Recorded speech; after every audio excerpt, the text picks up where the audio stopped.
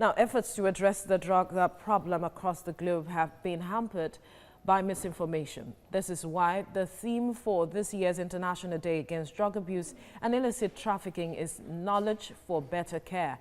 The aim is to improve the understanding of the global drug problem and fostering greater international cooperation for countering its impact on health governance and security. TVC News' Kemi Balogun reports. The International Day Against Drug Abuse and Illicit Trafficking is used to highlight the dangers of drug abuse and bring awareness to people on how to deal with it. There is a growing concern over the rise in numbers of drug abusers all over the world, which in turn is leading to the loss of life and an increase in crime. Tega Omogo has been through the fight with drug addiction for many years.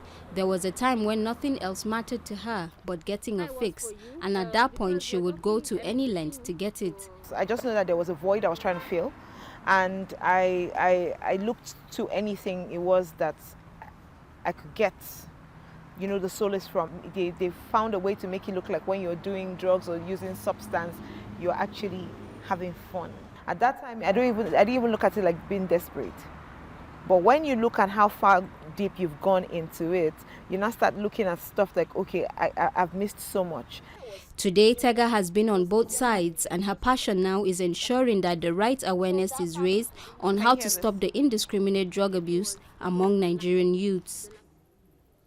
Well, joining me via Skype is Dr. Dokun Adedeji, Director General, Christ Against Drug Abuse Ministry. Good morning. Thank you for joining us at TVC Breakfast. Thank All right, you. let's begin from this aspect that seems to be a major concern to a lot of persons. The fact that the COVID-19 pandemic seems to be complicating efforts being made towards curbing or curtailing drug abuse.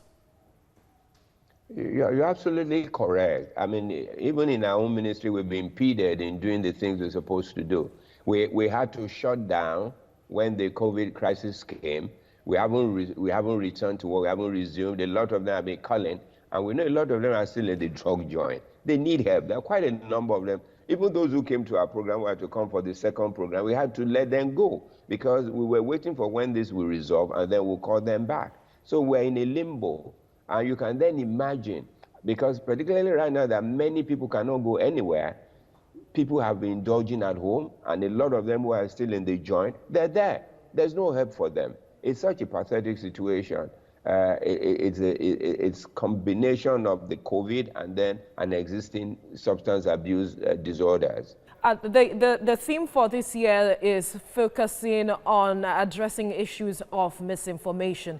How important is this aspect to tackling the issues of drug abuse? Absolutely important. And I'm so glad that the theme this year is highlighting this. There is no better time for Nigerians to understand that we have a drug issue. And the fact that somebody has a substance disorder issue does not make a person different from another person. A lack of knowledge, lack of information as to the pervasiveness of it, the prevalence of it, and then the availability and accessibility of this drug is hampering any ability to do anything. And also, it's a fairly stigmatization in the sense that people think if you're on drugs, then you mean you're a ruffian, somebody who can make it. I can tell you from my experience, from people that I have worked with, many of them today are doctors, they're pastors, they're lawyers, they're in different professions, doing very well within their lives. It's just a little mistake. And then we just need, and I'm glad that the media is getting interested. I have said, if the media is not interested and then to highlight this issue, we're in a big mess. They should know about it. They should feed the right information to people, and then people will understand, and then we all can get together to help and work with those people. They're very nice people, I can tell you that.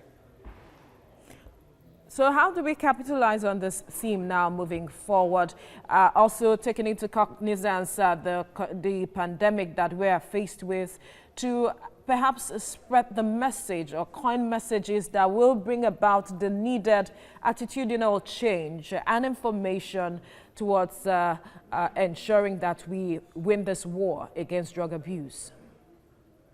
One of the things is what you're already doing. Hello?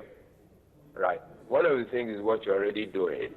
by highlighting this. But one thing I'd like to say to the media is it should not be a tokenistic approach. Oh, yeah, June 26th, everybody is talking about drugs.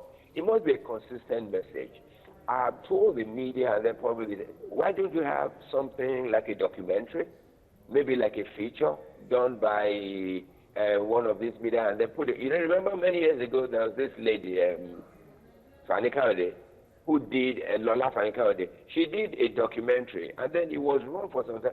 That was a very good medium of informing people, particularly in this age, in which we need to let people understand. There are a lot of people who can get into it. So if we do this, the media gets involved, one, and then we educate our people. We get the churches, the religious bodies to get involved, because all of this will go to church. The place where everybody meets is probably there. And that is where we need to go to every space available, every community available, the schools as well, and then get this message out. And if we can all do this and work together on it, look, it's not the job of just NAFTA, NDLEA. It's the job of everyone, family unit.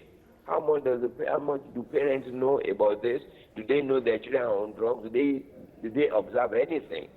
It's a huge responsibility, particularly now everybody will say, oh, we're in COVID. Yes, we're in COVID. But I tell you one thing, Nigeria is an epidemic. If we better face it now and then deal with it, the better for the country. Dr. Dokun Adedeji, thank you for speaking with us.